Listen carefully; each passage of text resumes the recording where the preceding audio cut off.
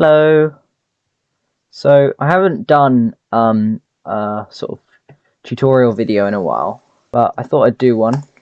This video isn't scripted, but it's gonna try and be feel like a scripted video. It's also gonna function as a tutorial, but I will, if you're just here for the tutorial, I will put notes about what parts of the video to skip to if you're not interested in the explanations of the tricks. So before we start, I need to explain a couple of things. Now, you might notice there's an orange dot on Terry. This just represents Terry's actual position because it just represents his central position. So where he is exactly, or where other objects measure his position to be. Next, we have Terry will flash red when I'm holding space, and when I let go, he'll go back to green. This is just to let you know when I'm holding space, because if you're holding space or not can be very crucial to certain tricks. Now, when a box is picked up, it will be shown in green, and when it is dropped down, it is shown in yellow, like its normal colour. The same goes for the brown boxes as well, but that probably won't be as helpful.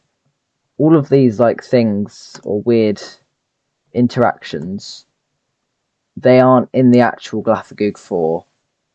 This is just so I can explain the tricks more easily and you can understand what's going on.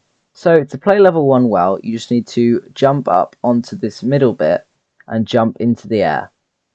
Now, when you jump into the air, you can press space to pick up this yellow box. Now, this is pretty lenient. If I show you, you've got lots of time. Of course, if you're over here, then you spend less time within this grab circle. So this is the circle you can grab. But if you're over here, you've got plenty of time to press space and pick up the box. You see? If I go into level 2, you'll notice that I just teleported the box to me. Straight across the lava. How the hell did I do that? So, I'm going to explain how to do it, and then I'm going to explain why. So, to do it, all you need to do is, if you watch this slow motion clip, you need to press space once, just tap it, and then after you've let go from the tap, you need to hold again as it falls into the end goal. And once you let go in level 2, the box will teleport to you. So let's explain how boxes work. When you start holding space near a box, the box will take note of that. But the box knows that I've just started holding space. And it knows that it doesn't matter where I go, the box knows that I held space. Right? When I let go of spacebar, the box will teleport to me. So when you're just doing a tap, you don't really notice it, but if you were to hold down, move around a bit, and then let go, the box would teleport to you and it would look a bit weird. But it's all part of the relatively normal Glafagoog 4 experience. Once the box is falling into the end goal, after you've dropped it, when you hold space again, the box will remember, like it was before, it was remembering that you were near it and holding space. So it's remembering that.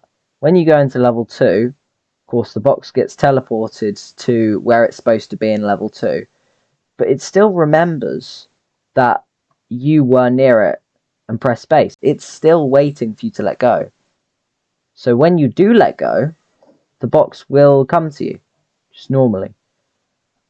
You might think this is a very silly oversight, and obviously it is, but there's some prevention methods. For example, if you were just walking the end goal, the box knows to stop being held and start just acting like it does when you're not holding it again. Because otherwise you could just take the box through the end goal and it would be right with you. So instead, you have to drop it and then hold and then release. This trick shouldn't take you too long to get used to. It's once you start doing it a bunch, it it just comes to you naturally. And then once you're in level 2 and you've released, you just jump up here, jump up here, jump up here, and you're in level 3. Level 3 is probably the most complex level, and getting a good level 3 can be quite difficult. So I'm going to go over the easy way. I put easy in air quotes. And I'm also going to go the way that I do it personally in my world records. So the easy way looks something like this. You pick up this first box, you put it down in the lava, you jump and pick up this second box and put it down next to it, walk over to here, and then jump. And you should stick to the ceiling. But that won't always work. Sometimes you'll come over and you'll jump at the ceiling and it won't work for you and you'll be really annoyed. But eventually, if you try enough times, and remember not to hold jump because otherwise it won't work. But if you just keep tapping jump, you'll eventually stick to the ceiling. And once you're stuck, you want to come over to about where I am. Now, you don't want to be above the golden box. That's a mistake people make. You want to be to the side of it. You can't be too much to the side or you can't pick it up because you're too far away. But you want to be just to the side about here. You want to start holding space. Don't tap space, just start holding it. You can see I'm holding space because Terry is red. Now move over here and die. And now you have to remember the box remembers that I was just holding space. It remembers that. So even though I've died, it remembers that I was holding space. So when I let go of space, the box comes to me. Which works exactly the same as the trick we did going from level 1 to level 2. So I'll do that again.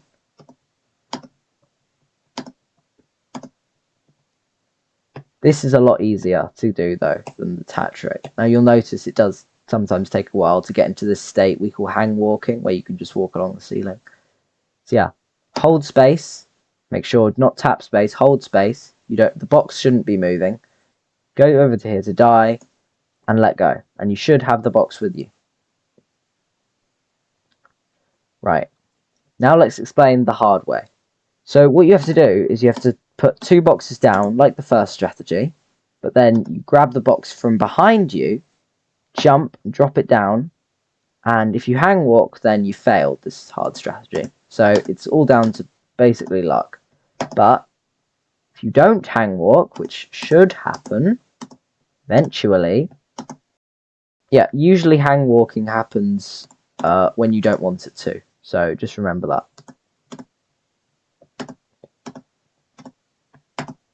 Sometimes you can hold space before you fall in the lava and pick up the box. So let's say you've got the box. Doesn't matter which method you used. If you come up here, what you're going to do is a similar thing. First of all, you're going to place the box in the wall, and it has to be high enough so you can jump off the box up here. The box has to be at a certain height. It doesn't matter if you bring the brown one along with you. Now, you'll want to, as you're jumping up onto the box, start holding space. Right? And now you're holding space. The box remembers, oh yeah, I was next to him, and then you can let go of space to bring the box with you. However, you can't stand on top of the box and then start holding space. Oh, or you can, apparently. But most people do this. They drop the box into the wall and start holding space at the same time. Now that happened very fast. But if you really want to go quick, that's the way to do it. And now here, we're going to do something called a box jump. So remember how you can drop the box over here, start holding space, walk over here, let go, and you can teleport the box to you. You remember that. So what we're going to do now is we're going to do something called a corner jump off the box. Corner jump, very, very simple. Walk up to it and start holding space. And you see I go a lot higher. My jump takes me a lot higher. Normal jump, corner jump off the box. And you actually do corner jumps throughout basically every surface in the run. but a corner jump just lets you jump off an object while you're moving upwards, right? So just walk into a wall and hold jump, and you will get a very, very high jump. Sometimes, but it's not always reliable. So what we're going to do is we're going to combine those two things. We're going to come here, start holding space, corner jump off the box, and let go of space, right? And of course, our goal in Glafagoog 4 is to bring the box to that high up thing. And if we were just to jump, then we can't quite reach it. But if we walk up to the box, start holding space, jump off of it, and let go, then we should gain enough height to put the box in the goal. This takes practice, of course, but once you've done it a few times, you'll know how. Level 4 starts off simple. This is a pain, this bit, because if you stick to the ceiling, then you're basically done, right? Now, if you notice, if I turn the box's grab radius off, you can see that we can actually grab the box from underneath and take it into the end goal. Oh, you see I hang walk there. That's why that section's so annoying, because you constantly have to not stick to the ceiling. But let's say on this final jump, you do stick to the ceiling. Well, you're not dead yet, okay? So this isn't a reset if you're up here. All you need to do, don't panic, start holding up arrow, fall here, bounce off of the red, and pick up the box. Now I'm going to explain why that works. So the way the game checks to see if you can jump is it checks if there is red, if there is pink, sorry, below you. Now here, when I come off, you'll notice that although I'm in the air, there's pink below me, or of a certain distance. It's 10 units, which isn't actually very far, but it's 10 units below you. If there's pink 10 units below you, it lets you jump. And you'll see here it lets me jump, but I'm not touching the red actually, but I'm in the air above the red, so I can actually just jump off the pink below the red and ignore the red entirely. Now this can be inconsistent because reasons that I don't need to go into here, but that's the gist of how it works. So a normal level 4, a normal successful level 4 looks like this. Oh, or not. But yeah, it's just a pain because you have to jump 6 times, and if you stick on one of those times, then it's annoying. Level 5 strategy is pretty simple. Now, level 5 is something that you just need to get good at. It's not exactly like just a simple strategy that you can learn, but it's all about, I think, making sure you're landing on the platform. Don't try and just barely land on the edges of the platforms, because you'll end up walking off and really struggling. Instead, I'd say try and go in a bit and then move out, and you can scale up platforms with these. Now, in my world record, I go to the 3rd platform and I walk to the edge. And what you'll need to do is, once you're on this 3rd platform, you need to stand exactly where I am, right? If you're stood exactly where I am, then you should be good. Just start holding up and left, and you should land on the pink platform. However, some of you might feel the need that this isn't working for you very often, right? And that's normal, right? Some people struggle to jump off the 3rd one, but if you go onto the 4th one and just jump off, the 4th one, you are locked in positions. There's only really one place you can be. So if you just start holding up and right, you should just fly all the way over to the pink platform. Once you're here, it's just a matter of jumping, picking up the box, and jumping into the end goal. Now, once you are here in level 6, most people do this. Jump up. That's normal. But remember, you can use corner jumps to go a bit faster. So you can corner jump off this 1st and this 2nd one. If you're really good, well, good or you jumped at the right time, you can corner jump off the 3rd one as well. But if you corner jump off the 3rd one, you might corner jump off this 4th platform here. But if you corner jump off here, you'll just die. So don't do that. All you have to do here is pick up the box and jump and the box will just reach the end goal by itself. There's no tricks. You don't even need to box jump. Level 7 is where, if you can't corner jump, this is kind of where you're going to lose quite a bit of time. Because if you look at my world record, just corner jumps absolutely everywhere possible. And there's a good reason for it. Because corner jumps can end up saving a lot of time. Now, there's two strategies here. You've got easy way, hard way. So let's go over both of them. Now, I just need to put the box back because I'm not going to die.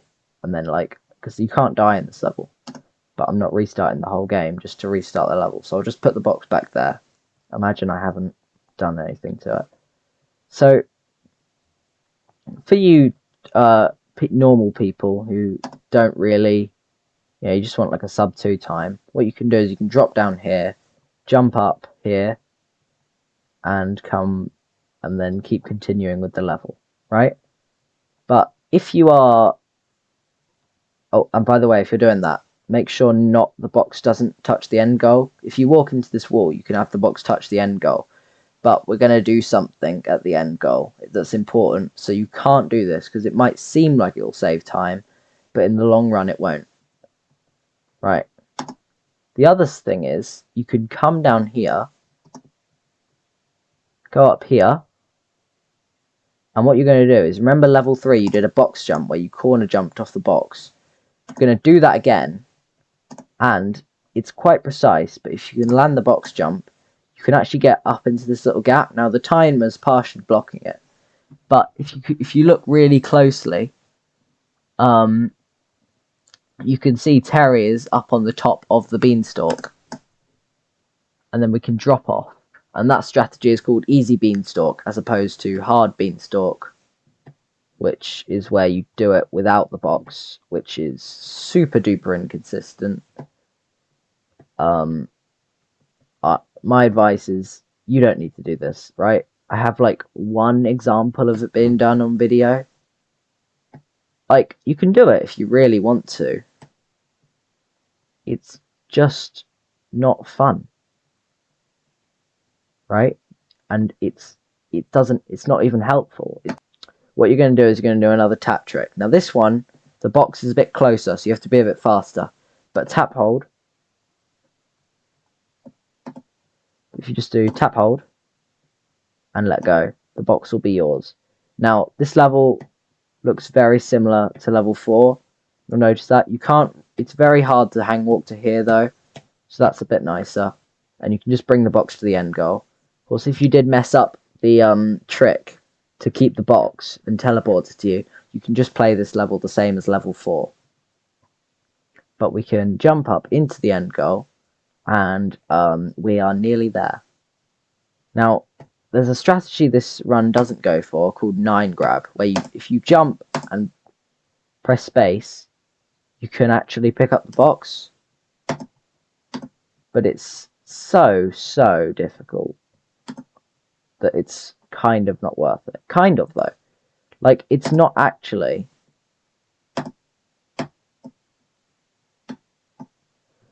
I just show the thing.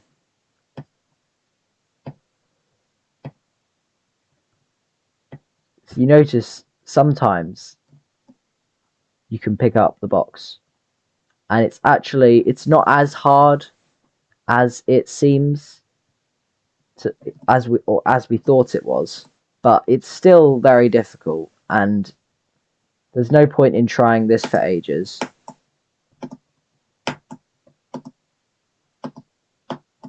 And you could just jump up here, jump up here. Corner boosting off the Y is very important here. Well, it's not super important, but if you are looking for records and a corner boost off the Y, corner jump, you can very quickly pick up the box from there. Turn to jump onto the T and put it into the goal. Now here, this is the part where you flex your Glafagooging skills until you stick to the ceiling, in which case you get to watch this lovely 45-minute cutscene. Yeah, I'm bored already. We win. I I don't know how I know we win. I just get a feeling. Anyway, and here is our level splits. This will sometimes be wrong, but most of the time it's accurate. So on level 1 we took 2.367 seconds, pretty average level 1. 2.5 seconds, pretty average level 2. 139 seconds, not very average level 3, but of course I was explaining techniques. I don't really know most of these actually, so I'm not going to pretend I do. Although I do know a very good level 7 split is about 10 seconds. So very good. Level 7 is probably my best level. So yeah, if you did enjoy this video or it was helpful to you, please use it. Maybe just like it. Because I do want to bring more people into the Glafagoog community. So by liking it, YouTube thinks, oh, I'm going to recommend this to some more people. And it'd just be nice to have some more people playing Glafagoog and enjoying the fun runs that we do. So that's it for this video. Bye.